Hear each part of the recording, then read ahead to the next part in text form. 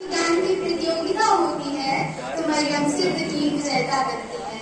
गीता पर क्विज होती है तो सिख मौन के विजयी होते हैं। डॉक्टर हनुमा सिन्हा को कौन नहीं जानता, आधुनिक भारत के वेद व्यास कहे जाते हैं। तो फिर क्यों दिवाली ईद साथ मनाने वाले इस देश में, विभिन्नता में एकता की मिसाल देने वाले इस देश में हम आप विभिन्नता और विविधता में अंतर नहीं समझ पा रहे हैं। तो क्यों हो गए हैं हम जुदा, क्या जोड़ने की बात होती है। नमस्कार, मैं आस्था सिंह आज स्वतंत्रता दिवस के इस अवसर पर देशभक्ति और राष्ट्र निर्माण पर अपने विचार प्रस्तुत करना चाहूंगी।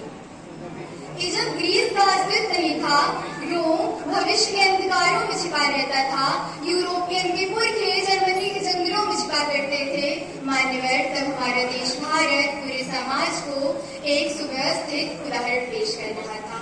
और आज उसी भारत को आपने तीन तरह के तराजुओं में तौल दिया।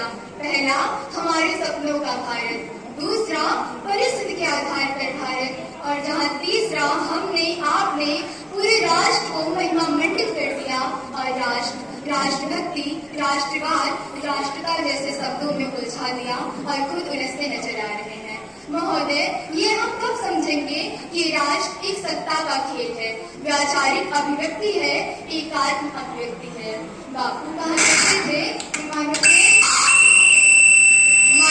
और देश प्रेम में कोई अंतर नहीं है।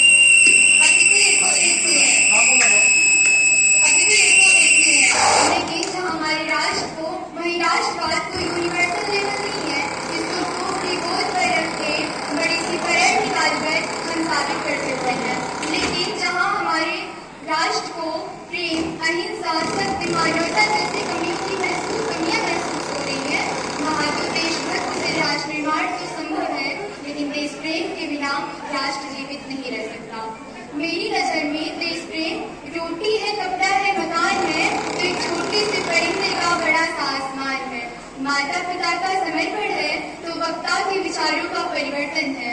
जहाँ महिला सशक्तिकरण का उदाहरण है तो प्रकृति के संरक्षण का निवारण है।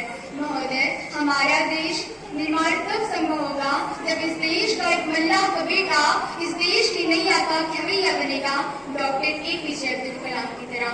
जब हमारे विद्यालय के शिक्षक पूरी ईमानदारी से शिक्षा प्रदान करेंगे और कैप्टन तानिया जैसे योद्धाएं हमारे समाज को देंगे। जो हमारी समाज की महिलाएं बछेंद्री पाल जैसे माउंट एवरेस्ट पर चढ़ पूरे विश्व में नाम रोशन करेंगी। जो हमारे देश का युवा स्वामी विवेकानंद की तरह सोचेगा तो हमारा राष्ट्र निर्माण संभव होगा। इस मंच से मैं कविता जी की बात कर देना चाहती हूँ कि कथा न व्याकरण न समझे तो सुरभित छंद हो जाए, हमारे देश में फिर से सुखद मकरंद हो जाए। मेरे मालिक, मेरे ईश्वर, ये कविता मांगती तुझसे, युवा पीढ़ी संभल करके विवेकानंद हो जाए।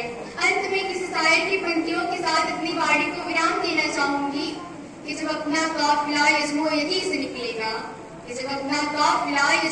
से निकलेगा, जहाँ से चाहेंगे रास्ता वहीं से निकलेगा, और जो बांटेगा